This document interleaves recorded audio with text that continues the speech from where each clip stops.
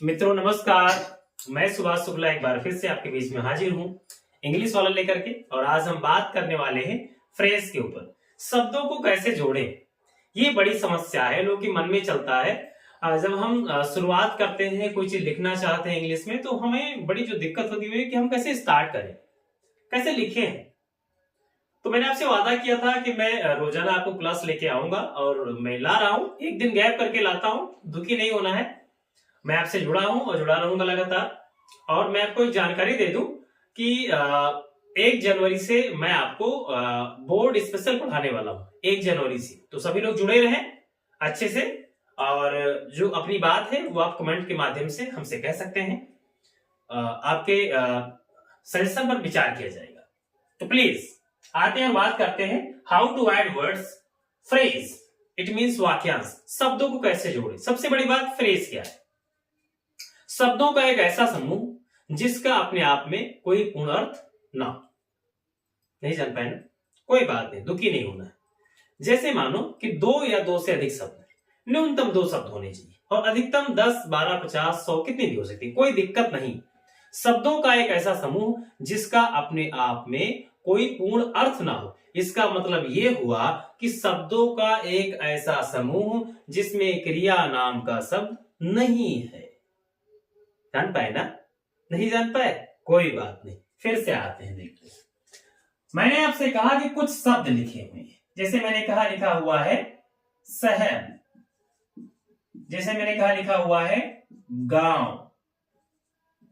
तो 2 शब्द लिखे हुए हैं। क्या इसमें क्रिया नाम का कोई शब्द है? नहीं। तो इसको क्या कहेंगे हम? हिंदी में कहेंगे वाक्यांश, और इंग्लिश में क्या कहेंगे? फ्रेज। आप बढ़ा लीजिए। मैंने कहा और लिखा हुआ है जैसे मैंने लिखा हुआ है, मान लो कि लोग और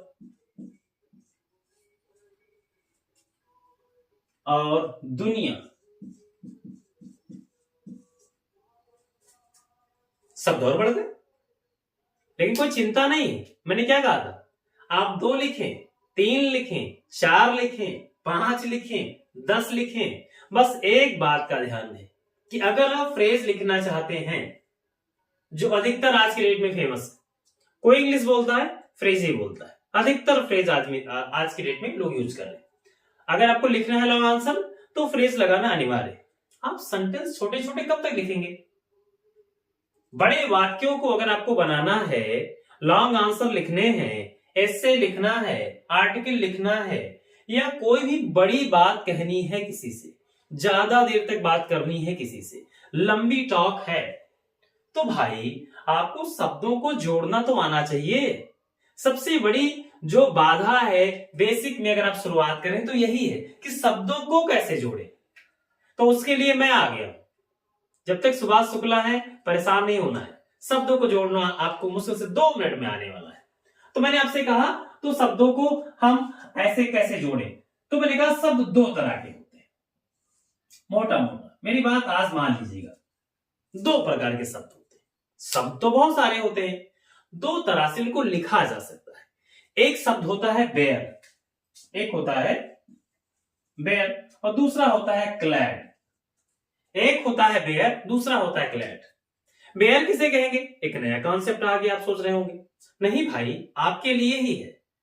बेयर का मतलब होता है ऐसा शब्द जिसके साथ में प्रीपोजिशन नहीं जुड़ा हो। इंग्लिश में कह सकते हैं, a word is without preposition is called bare word. जैसे मोहन, जैसे राम, जैसे सीता, जैसे चेयर, जैसे टेबल, जैसे बुक, जैसे राज, जैसे नैतिक, जैसे हाउस, और जैसे आप। Same as here. अगर हम क्लैड में जाएं तो क्लैड में उसका उल्टा है, opposite. A word is with preposition is called clad word. मतलब अगर आपको शब्द जोड़ना है तो शब्द के साथ एक नया शब्द जोड़ना पड़ेगा जिसका नाम है preposition. In house, at door, for you. ये क्लास किसके लिए? For you. तो इस तरह से हो जाएगा क्लैड। तो शायद आप मेरी बात समझ में आ गया होगा। नहीं समझे हैं तो परेशान नहीं होना है। मैं फिर से बताऊं, शब्दों को जोड़ने का 2 तरीका है। सबसे पहले जब हम शुरुआत करते हैं तो पहले क्या करते हैं, बेयर मैंने बताया आपको एक ऐसा शब्द जिसके साथ प्रीपोजिशन इट मींस कारक शब्द ना हो, और ये उसका उल्टा उसके साथ कारक जरूर हो। अब अगर आपको जोड़ना है तो जोड़ने के लिए क्या करना है, आपने अल्फाबेटिकल चलना। अल्फाबेट में क्या होता है, पहले आता है ए फिर बी फिर सी, तो पहले क्या आएगा बी फिर क्या आएगा सी। ये फार्मूला याद कर लीजिए, बीसी फार्मूला, मतलब पहले आएगा बेयर फिर आएगा ग्लैड। मैंने कहा कि लिखा हुआ है घर में आप, मैंने कहा घर में आप, तो आप देख रहे हैं घर में नाम का प्रीपोजिशन घर के साथ लगा हुआ है, तो ये क्या है, ये आपका हो गया क्लैड। और आप, ये एक बेयर वर्ड है। बेयर वर्ड का मतलब वो कोई जरूरी नहीं कि एक ही हो, दो भी हो सकता है, 10 भी हो सकता है, बस शर्त ये है कि बेयर वर्ड वही है जिसके साथ प्रीपोजिशन ना हो। तो इसमें प्रीपोजिशन नहीं लगा हुआ है, तो अब इसको कैसे लिखें, मन में सवाल आएगा। तो आसानी से क्या लिखना, पहले लिखना बेयर फिर लिखना है क्लैड। तो बेयर क्या है यू, तो हो जाएगा पहले यू फिर क्या हो जाएगा इन फिर क्या हो जाएगा हाउस। आसानी से आप जान गए। अगर आप नहीं जान पाए तो मैं आपको फिर से बताने का प्रयास करता हूं, एक बार फिर से।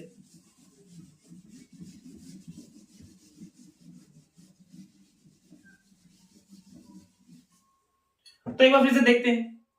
अगर आप नहीं जान पाए हैं तो कोई चिंता की बात नहीं है, बहुत लोग धरती पे हैं जो नहीं जान पाते, लेकिन प्रयास तो करना नहीं बंद करते, सीखते रहना भाई, हिम्मत नहीं हारनी।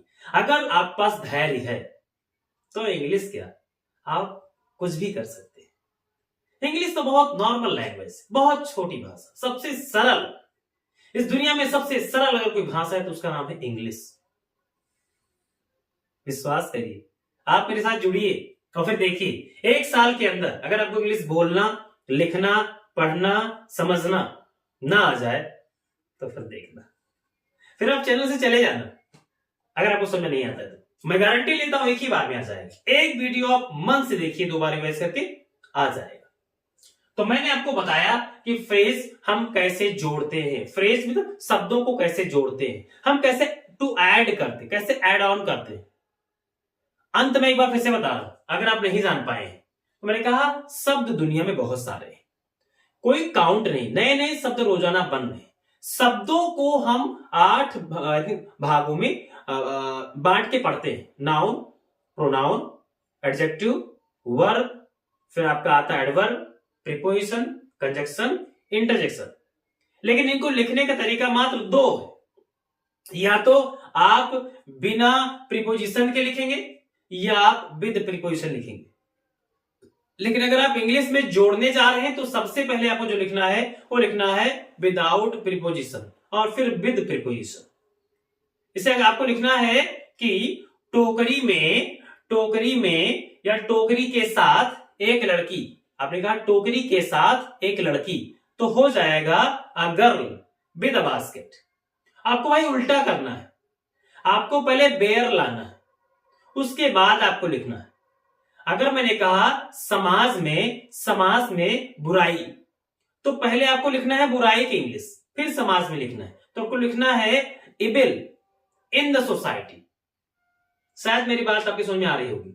मतलब 2 तरह के शब्द लिखने के जो पैटर्न, जो तरीका लिखने का है वो 2 है। सबसे पहले लिखना है बेयर और फिर लिखना है आपको clad. Bare it means, bare अगर समझ में नहीं आ रहा है तो दुखी नहीं होना। बेयर हम उसी को कहते हैं जिसके साथ प्रीपोजिशन इट मींस कारक नहीं आता है, जैसे Suresh, Mahesh, Mukesh, Sita, Gita, house, tree, chair, table, like that.